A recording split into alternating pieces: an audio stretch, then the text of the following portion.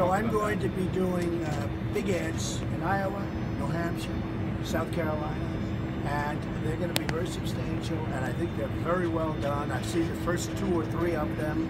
We're very proud of them. We're going to be talking about a lot of things, including the border, including trade, including ISIS and security for the country. We're going to be talking about a lot of things in these commercials. Why is this money now? Why are you spending this money? Well, I don't think I need to spend the money, because if you look at the polls, as you probably just saw 20 minutes ago, Reuters came out, and I'm close to 40. And second, I believe, is 13, which is a big gap. I don't think I need to spend anything, and I'm very proud of the fact that I've spent the least and I have the best result. In other words, I spent here, you look at a guy like Bush, he actually spent $59 million, and he's nowhere. And others likewise, they've spent millions of dollars and they're nowhere. So I'm proud of the fact that I can spend the least. That's what the country needs. That's the kind of attitude and thought process that the country needs. Spend the least and be the best. In education, we spend more than any other country in the world per pupil by a lot, and we're 28th. That's the opposite of my campaign. So, you know, I'm very proud of the fact. But now I'm going to spend anyway. I don't know that I need to. When I see a 40 and I see a 12 or a 13 as second, there's no reason to spend, but I feel I should spend. And honestly, I don't want to take any chances. We're doing so well in Iowa. We're doing so well in New Hampshire. We're doing so well in South Carolina. In Nevada, the poll came out today. It was beyond. I mean, it was 38 or 39, and everybody else is very low. But I feel I have an obligation, even to myself and to the country, to spend. And so we're going to be spending a minimum of $2 million for the first, and then we'll see what happens. And if anybody goes after me, I will spend a lot of money against the people that go after me. Any attack ads ISIS going against Cruz or anybody? Well, I'm just saying, if somebody attacks me, I will attack them very much and very hard in terms of ads. So you got to understand, I'm $35 million under budget. I thought as of January 1st, I would have spent $35 million on ads. I spent nothing. So I'm $35 million under budget, which is a good feeling. I love to build. When I build, I like to build under budget.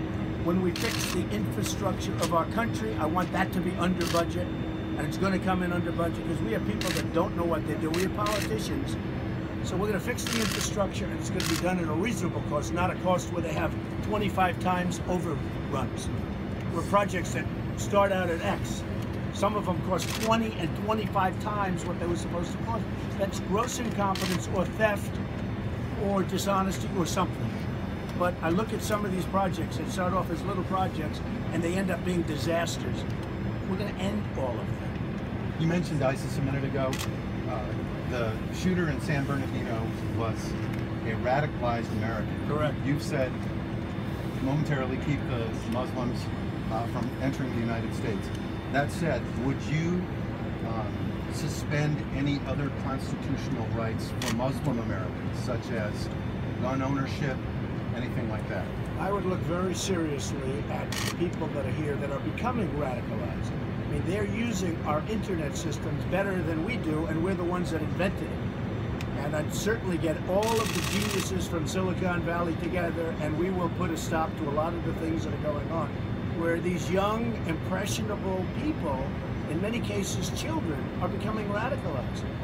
As far as that couple, that horrible couple that killed 14 people with more to come because you have some very seriously wounded that maybe won't make it, from what I understand, we have to have people turn them in. People knew they had pipe bombs all over their floor. I mean, they had like 20 pipe bombs all over the apartment. People saw it. Why didn't they turn them in? They should have turned them in. There's something wrong, and something's going wrong big league, and we're going to get to the bottom of it. But people have to turn these people in. These are sick people, and they have to turn them in. And a lot of people knew what was going on with the man and wife, if I can even say that, because I think it's so horrible. I think they're such horrible people. They're scum, as far as I'm concerned. But people have to turn them in. People knew what was going on. They had all sorts of weapons. They had bombs all over the apartment, and nobody turned them in. They better start turning them in. Mr. Trump, on Sunday, Bernie Sanders said that you've kind of taken the fear in Americans right now and you've turned it into fear against Muslims and Mexicans. Is that true? No, it's not true. Actually, it's the opposite. Mine is a message of hope. It's make America great again. We're going to make America great again. We're going to make it strong militarily. We're going to make it strong economically. We're losing on trade so badly. We're going to stop that immediately. We're going to bring our jobs back. We're going to make our country great again. And mine is really a message of hope, not a message of fear. But then there's Kathleen Parker wrote this week about you're kind of the white knight for the white guy, the white man's last stand. That there's sort of you've pushed Muslims away, you've pushed Hispanic people away. David Duke is now saying that you are more radical than him. How are people supposed to take away your message when Republicans even are pushing away from you and your message? How are they supposed to suggest that you are not that white knight for the white man? Well, I tell you what, I'm somebody that's extremely inclusive. I want people to get along. We have a president that's dividing our country, terribly dividing our country. And I'm going to bring people together, and you're going to see some wonderful things happening with our country. So is David Duke wrong? Well, David Duke certainly would be wrong about that. How would you get the Muslims to turn other people in? You say you're going to get I got to turn them in. Yeah. But how do you make that happen? If you have a community, and it's a Muslim community, and you have somebody in there making bombs, and other people have seen the bombs, you got to turn them in. Sorry, folks. That's the way it goes. You got to turn them in. We don't want to have another one where 16 or 20 people get killed. We don't want to have what happened in Paris. We don't want to have what happened in California. We don't want to have another World Trade Center. And believe me, there's plenty out there that want to see that happen again with the World Trade Center. And we have to find out who those people are. And we have to make, people have to turn them in. People have to turn them in. Their own communities, frankly, have to turn them in. But people knew what was going on with those bombs and with those two people. And she came here and she was already radicalized. And he was either radicalized by her or he was radicalized previously. And frankly, it almost doesn't matter. He was bad news. And these two did tremendous destruction to people that gave them wedding parties. These are people that knew them. They gave them a wedding party. And they killed them. So there's some bad stuff going on, and we're going to get to the bottom of it. That's all. It's very simple. And people that are smart and people with common sense understand that I'm right.